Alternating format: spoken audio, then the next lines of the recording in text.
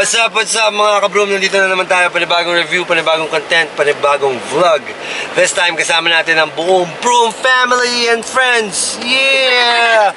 So, we got Baby Broom, Archie Broom. Hello. We got Jazzer. Hey, hi Jazzer. Hi. Kamusta kayo dyan? Isa Broom. Hello. We got Mrs. Broom and Cookie Broom and Ate Tristan. Radas yan. So, may hinahanap pa kami isa, Kuya mo Jay.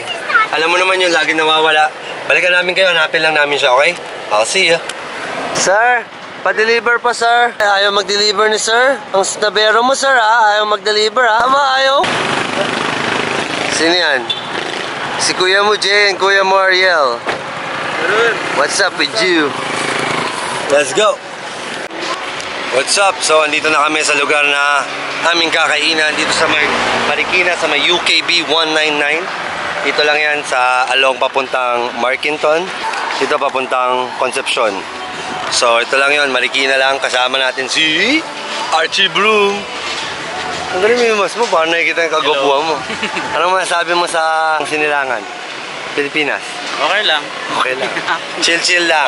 Ito nga pala, isa ko pa kasama si Kuya mo Jay. Nakasama ko na noon. Hangout boys. Yeah. Anong message mo sa lahat ng taong bayan? Yun, takbo na po sa ating lahat. Kasi, alam mo na, bago na Raymond, yun yan. I don't know. So we're gonna eat na. I'll see you there inside. Let's do this.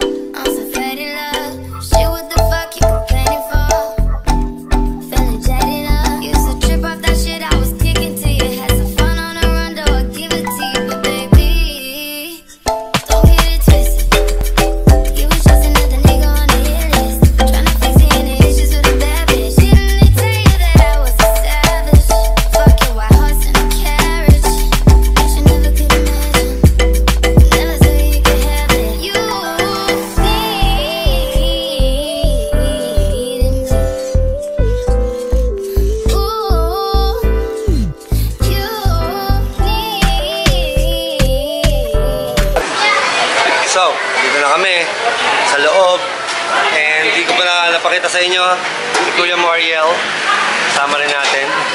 Siya ang anak ni Baby Jazz at yung kanyang butihing may bahay. Naks, butihing may bahay.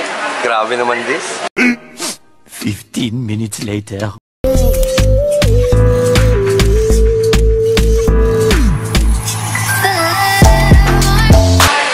So, ayun. Testing na natin yung mga food. Pasensya na kung medyo mamantika na yung mukha ko kasi kita niyo naman yung place. Hindi naman aircon dito. Ayun o, kita niyo naman yung labas. So, mainit siya. Oo, pero yun ang excitement doon, yung init. Kasi habang katabi mo yung niluto, ramdam mo yung init ng pagmamahal. Hey, that's pretty good. So, ito try na natin yung meat nila. Kakaluto lang. Lagyan natin ng onions at ng lettuce. Papalaman natin dahil samyup siya. Pero first of all, tikman muna natin yung kimchi rice nila. Isa sa mga side dish dito. Kimchi rice.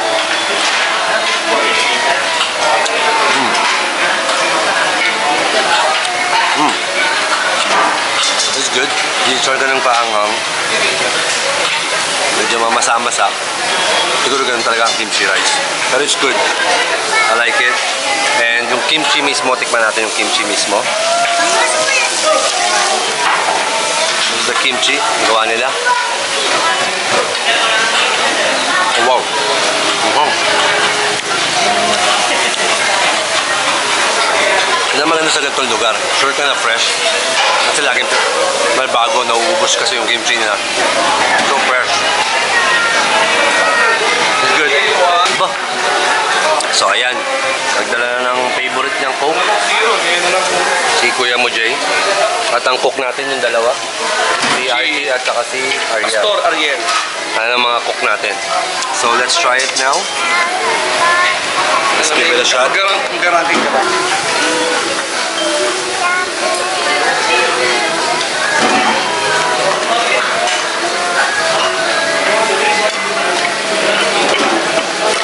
This sauce first. This one.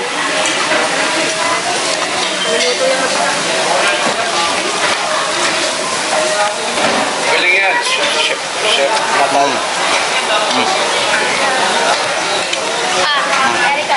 Sarap. Masarap yung isang sauce. Masay ko naman yung isa pang sauce.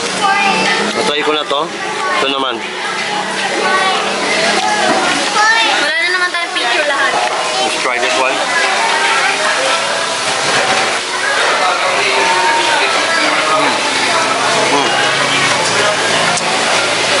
Gusto ko yung pangalawa na sauce. Ang sarap ng meat, mga kabrum. Alam mo sa ibang samyupsalan, mas marami ang taba kaysa sa meat. Dito, puro meat, walang taba. And to think na 199 lang isa, sulit na siya. So ayun, at yung iba, iba't ibang side dish, pinakita ko naman sa inyo sa montage. I'll taste it later. So, I'm back. This time I'm gonna try the side dishes. Simulan natin kay sotangon pansit. Sotangon pansit. Di ko alam kung anong tawag dito, basta sotangon.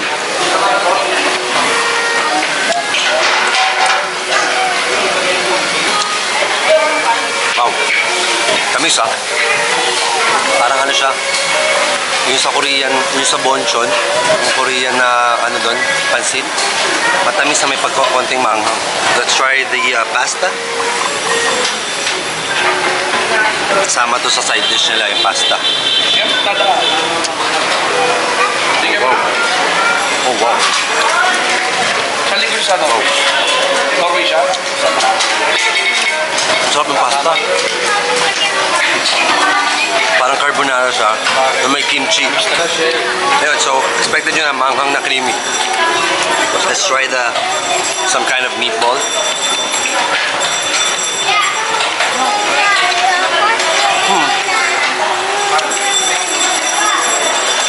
Medyo dry.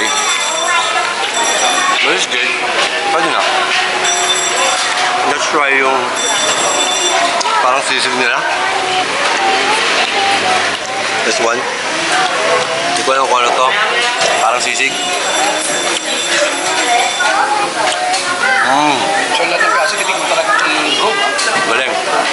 Natabato. Parang pork steak na matamis. At ang hilig ng mga Koreano sa matamis. At manga. This time, itong last. Kaya, sa loob, ano. This one. Sa loob. Rice cake yata.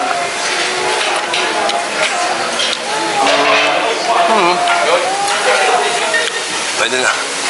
Hindi ko alam kung ano yun. Pero pwede na. Ito may favorite though, pero pwede na. Oh, meron pa pala isa yung carrots. Carrots. Ang tamis. Pampawala ng kumay siguro yun. Tamis. So yun nga. It's all good. Lettuce nila fresh. Meat nila fresh. For the side dish, they're okay. I would go for the meat. Siyempre, yun ang pinunta mo rito sa Amyup eh. Pero yun nga. I'll eat some more. I'll see you. Yan po, tinumba na namin. Ano masasabi mo sa pagkain dito? Walang problema sa pagkain, all good. Ang problema lang kung paano ubusin. Hindi, ang concern ko syempre, yung affordability ng customer. Yeah. Like, of course, kaya niyan, mapatayo electric pa. Dapat, Ay, oo. medyo, yun yung problema. Mainit dito, mainit. Alam mo, first voice mo ako. Tsaka one thing, dapat kasi, iniisip nyo yung affordability ng customer. Kasi yun ang sabihin sa inyo.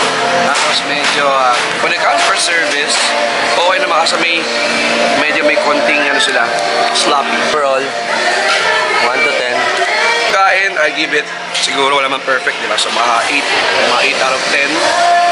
Pag sa service, then 5 na lang siguro kayo bibigay. For the benefit of the doubt. Okay. Koji, ano nagustuhan mo rito? Ayan. So that's it. Please don't forget to like, share, subscribe para lagi kayo updated. Hit the bell.